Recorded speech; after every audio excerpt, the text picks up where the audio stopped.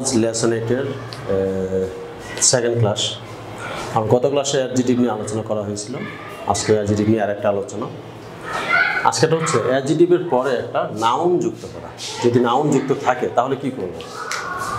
আমরা তো জানি অ্যাডজেক্টিভ দুই ধরনের, ই অ্যাডজেক্টিভ এবং না অ্যাডজেক্টিভ। আচ্ছা আসেন, যদি ই অ্যাডজেক্টিভের পরে নাউন থাকে, ই অ্যাডজেক্টিভ আছে তারপরে নাউন আছে, তাহলে এই ক্ষেত্রে আমাদের কোনো প্রভাবই পড়বে না, নর্মাল যেটা হওয়ার কথা সেটাই হবে।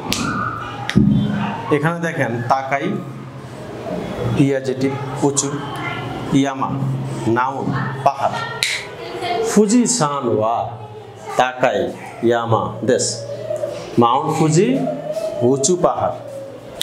ই অ্যাডজেক্টিভ থাকলে কোনো প্রভাব পড়ে না, হ্যাঁ এখানে কোনো প্রভাবই পড়ে নাই। তবে প্রভাব পড়বে না অ্যাডজেক্টিভের ক্ষেত্রে। না অ্যাডজেক্টিভের পরে যদি নাউন থাকে তাহলে আমাদেরকে না অ্যাডজেক্টিভের সাথে অতিরিক্ত না যুক্ত করতে হবে। না অ্যাডজেক্টিভ প্লাস না, তারপরে নাউন যুক্ত করতে হবে। এই নাটা অনেক স্টুডেন্ট বলতে ভুলে যায়, লিখতে ভুলে যায়, হ্যাঁ এটা খুব ইম্পর্টেন্ট। যেমন এখানে দেখেন শিন সেতসু, এটা হচ্ছে একটা না অ্যাডজেক্টিভ।